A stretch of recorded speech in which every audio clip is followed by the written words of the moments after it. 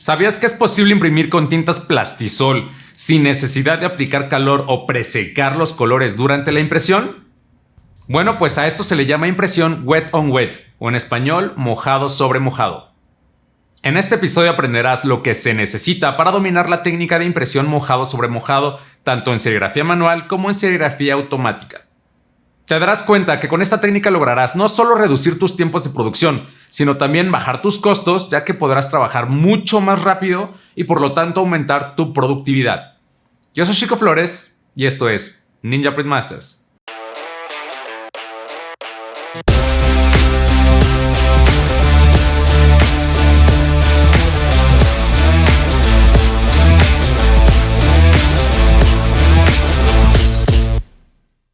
Bienvenidos a este episodio de Ninja Print Masters.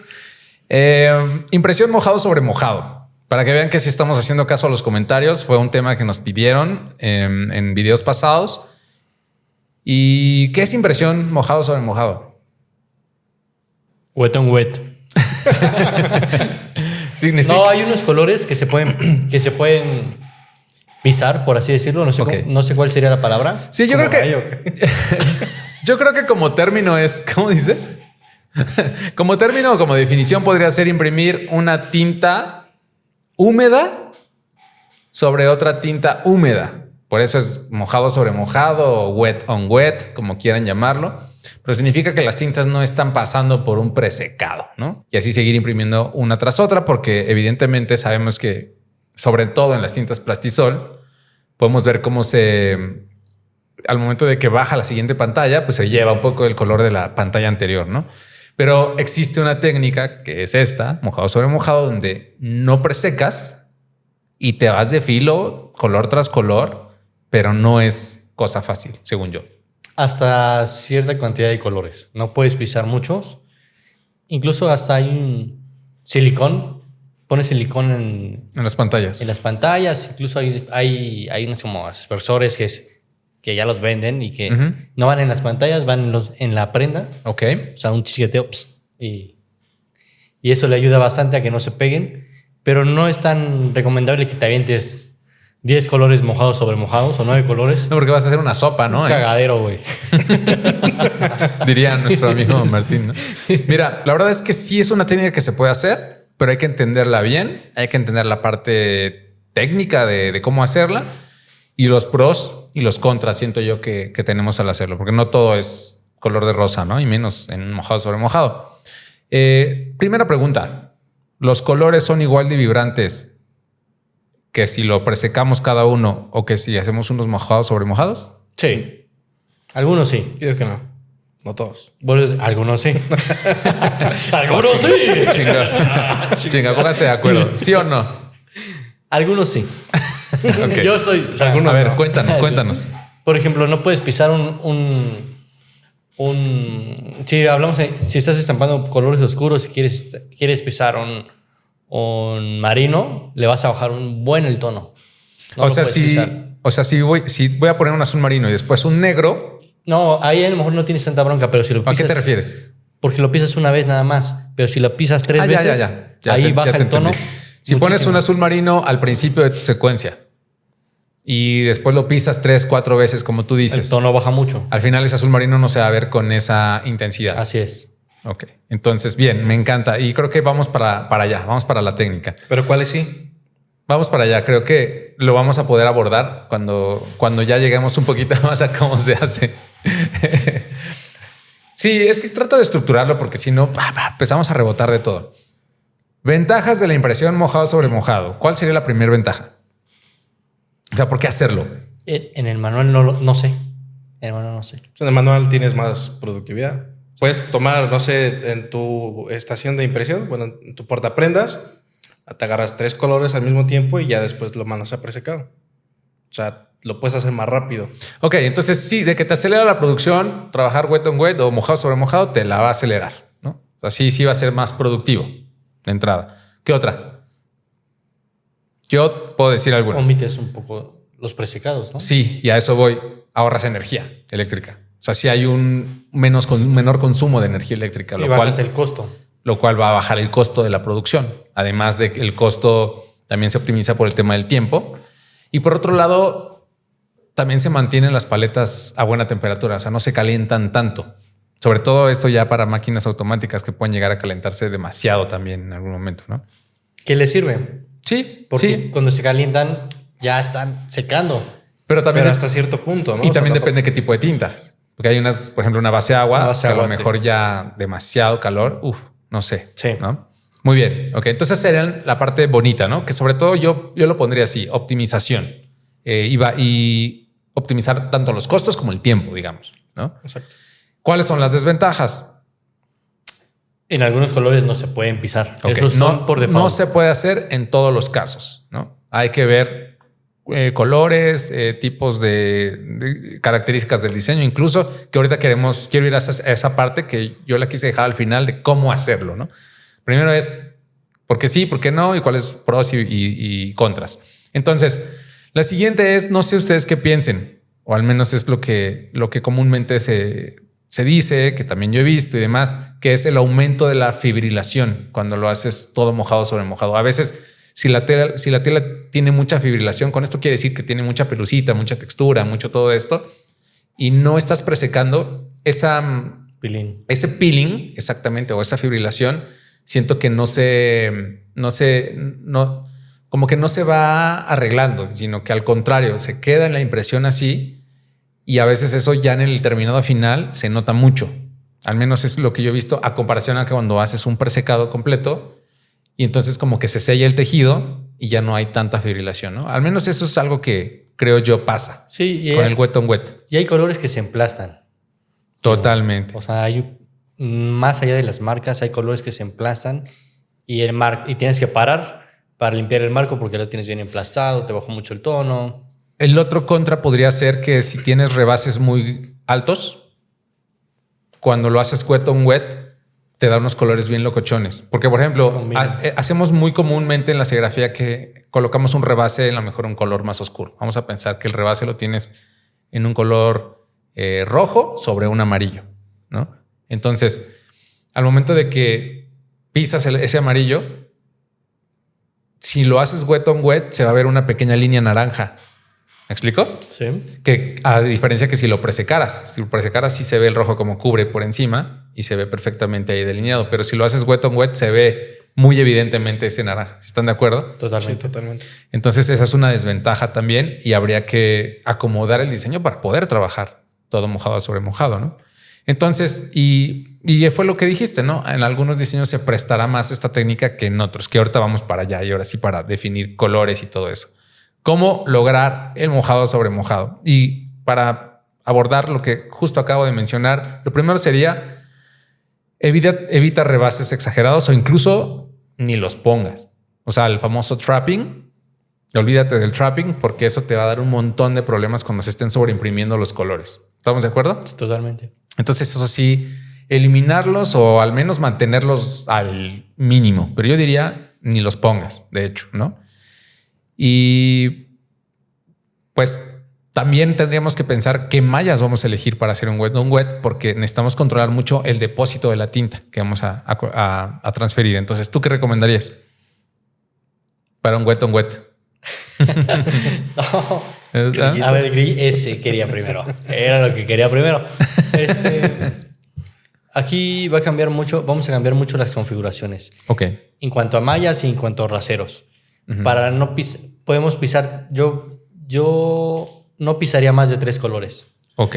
¿Por qué? Porque se van a emplastar. O se pueden emplastar, no todos los colores se emplastan, pero se pueden emplastar o le pueden bajar el tono cada que vas Avanzando. cada que vas avanzando. Entonces yo siempre pongo los colores más claros de principio a que el color que es como el más vibrante o el más marcado que no se pise para que no le Para baje. que se conserve. Ajá, para conservar el tono, ¿no?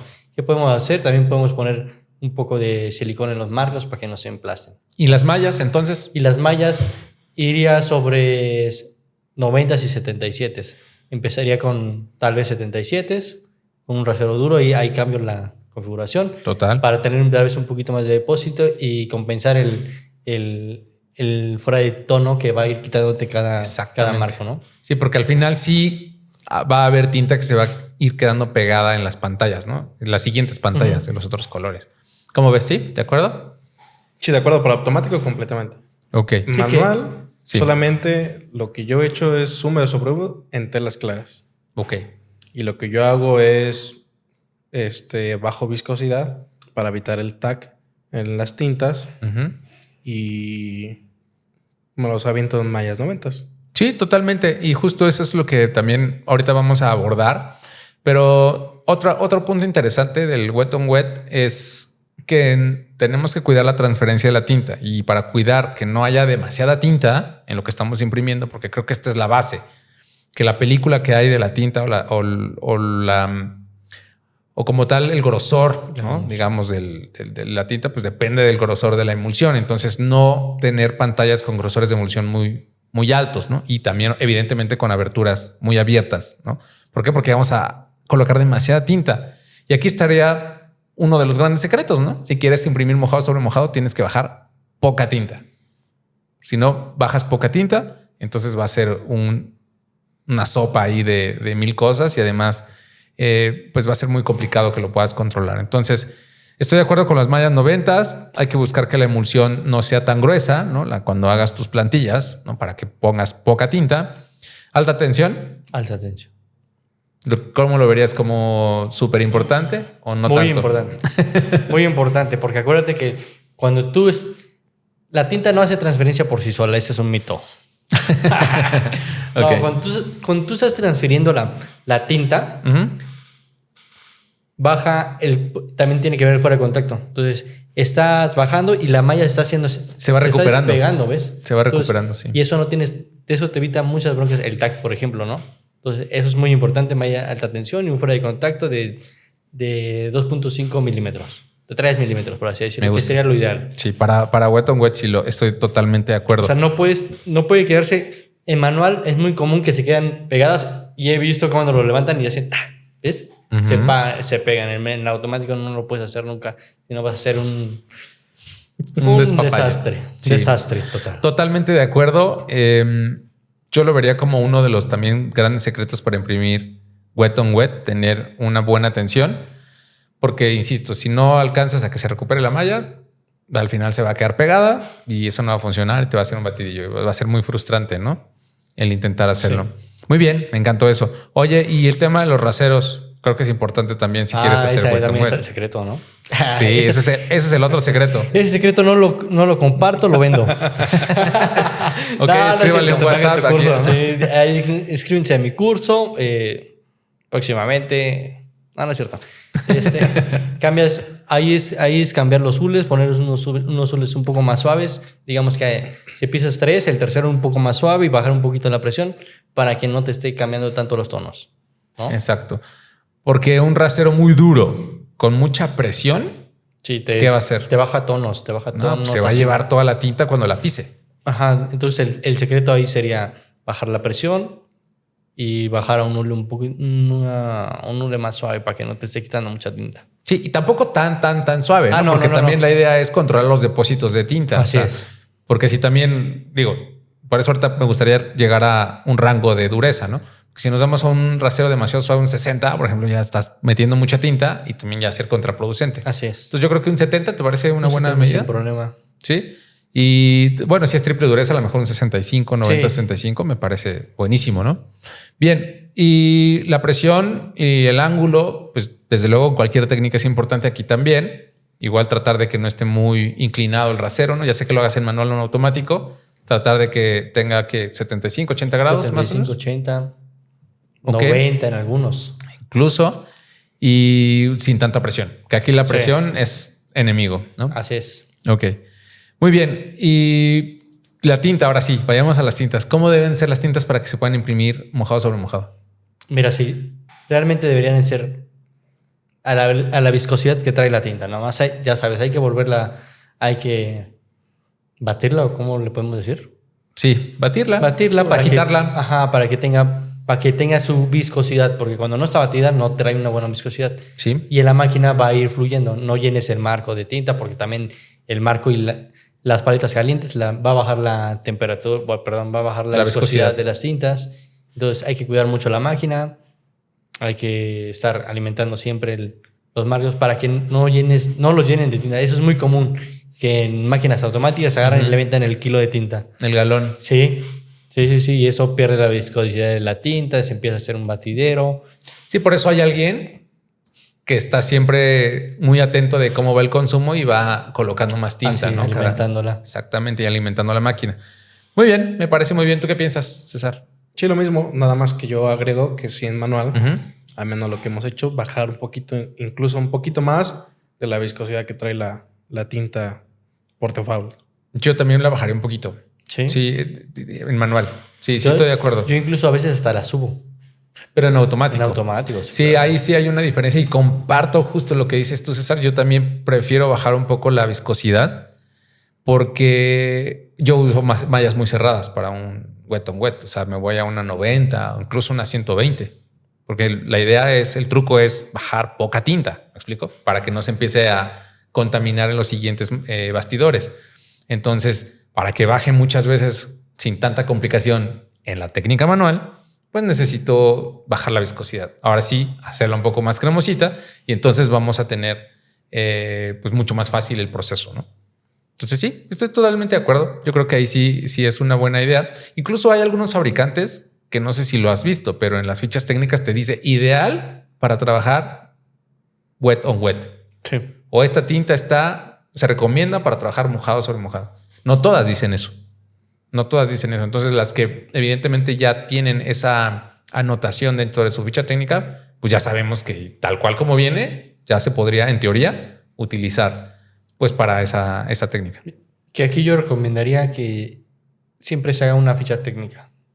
Ok. Cuando va a empezar, sepa desde el colorista qué es lo que va a hacer, cómo la va a preparar, ¿ves? Cuántos colores se van a pisar, toda esa cosa, ¿no? Los coloristas ya también saben más o menos cuántos colores se pisan, si lo pueden hacer más diluida o si lo pueden hacer más con su viscosidad un poco más alta, cómo se van a bajar. Entonces ya saben en qué malla van a bajar, el hule, todo el mundo ya sabe qué es lo que va a hacer y cómo lo va a hacer y cómo se van a pisar. Eso es muy importante, la ficha técnica. Muy bien, perfecto. ¿Y qué más? ¿Qué más? Pues ahora sí vayamos con cómo acomodaríamos o qué el diseño, la secuencia y qué tomaríamos en cuenta pues para que realmente se logre hacer el wet on wet, ¿no? Y lo primero es los colores. Los colores, los más intensos, los más oscuros, dejarlos al final de la secuencia, porque si los ponemos muy al principio, como tú bien dijiste, se van a ir pisando y entonces se va a ir cambiando el color, ¿no? ¿Por qué? Pues porque no está presecado, ¿no? Está húmedo. Son colores muy intensos y que también bajan los tonos muy rápidos si los estás pisando seguido, ¿no?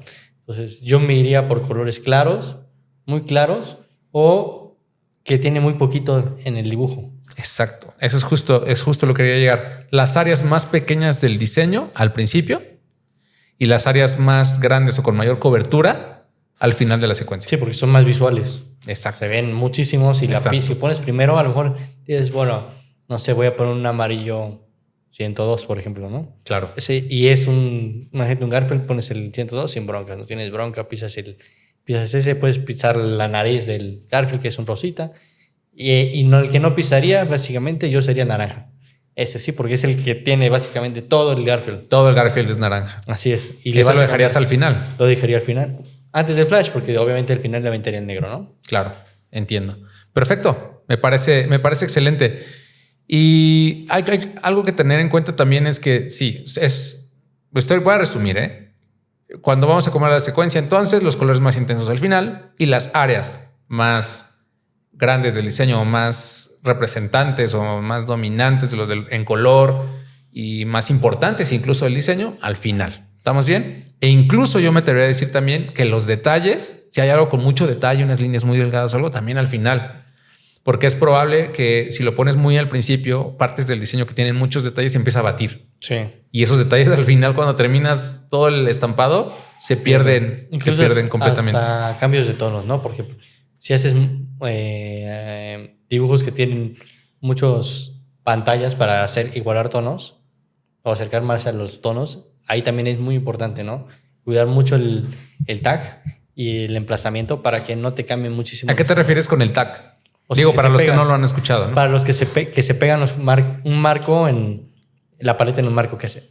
Ok. Ahora sí que hace el tac, ¿no? Básicamente. Ok. Entonces hay que cuidar esa parte porque es sumamente importante para que los tonos se cuiden.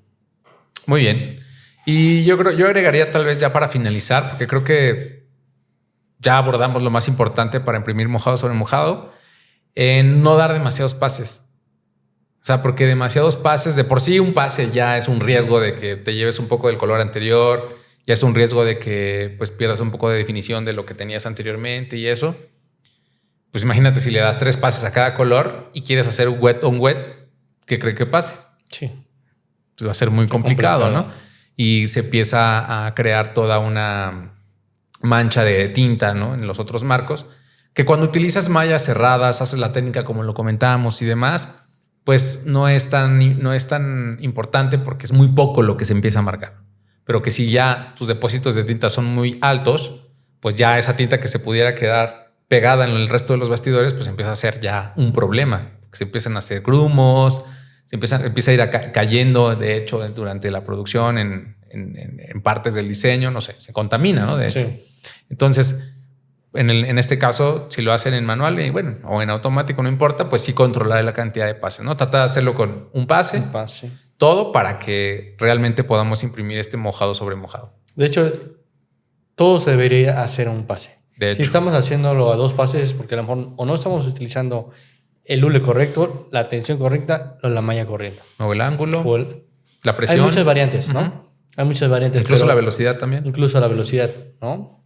Entonces, lo ideal siempre es como un pase. Si no, hay que revisar qué es lo que estamos haciendo pues, mal para... Sí, ¿por qué no lo estamos logrando en un pase? Así ¿no? es. Ok, excelente. ¿Algo que quisieran agregar para el mojado sobre mojado? ¿No? ¿Todo bien? Otra vez. Llévenme una coca. Muy bien. Pues lo resolvemos rápido, ¿eh? Yo la verdad pensé que nos íbamos a llevar un poquito más de tiempo, pero afortunadamente creo que las recomendaciones son muy precisas, ¿no? Es fácil de replicar. Yo creo que ya tienen como elementos como de referencia para que todos puedan empezar a experimentar el wet on wet. Y lo dimensionaste hace ratito, pero me gustaría volverlo a recalcar al final, que no tantos colores. O sea, no piensen que porque ya vamos a manejar las mallas y todo este rollo que acabamos de platicar y el raseros y demás, ya entonces significa que voy a hacer un diseño de 10 colores y todo wet on wet. No, estamos de acuerdo, ¿no? Hay hasta cierto punto, ¿no? Hay un límite y tú en tu experiencia recomiendas no más de 3, 4 colores. 4 ¿no? colores, usar silicón. Y después un flash. Después un flash, el fuera de contacto y la tensión. Sí, cuando te refieres a silicón es colocar, para los que hacemos manual, comprar una lata de silicón. Por ejemplo, hay unas que venden para bordado, pueden funcionar. La usan para colocarlo en el hilo y el hilo pueda correr mejor y no se atasque. Puedes comprar estas latas de silicón en aerosol y la puedes aplicar sobre la pantalla. O sea, la aplicas sobre la pantalla y se hace como repelente la pantalla. Entonces eso evita que se empiecen a pegar tanto las tintas al momento de seguir la producción. Entonces es un muy buen tip. Es un muy buen tip eso del silicón. Es básico el silicón. Digo, no siempre se usa, no siempre se va a usar. Claro. Pero en algunos colores sí lo necesita. Sí, y de hecho ya después como que empiezas a entender cuándo sí y cuándo no, ¿no? Y empiezas a buscar, le digo... Exacto. Dices, bueno, voy a bajar la presión, o le cambio el rasero, le cambio el ángulo, no sé, la velocidad. Y vas tratando de usar el silicón lo menos posible. Claro. No. Perfecto. Muy bien, pues creo que lo logramos. Ya están las recomendaciones para que vea que sí estamos haciendo caso a los comentarios. Así es que pónganos los temas que quieren que platiquemos. Por aquí ya vamos armando una lista. Y bueno, pues nos vemos en el próximo episodio. Perfectísimo. Gracias. Chao. Venga, chao.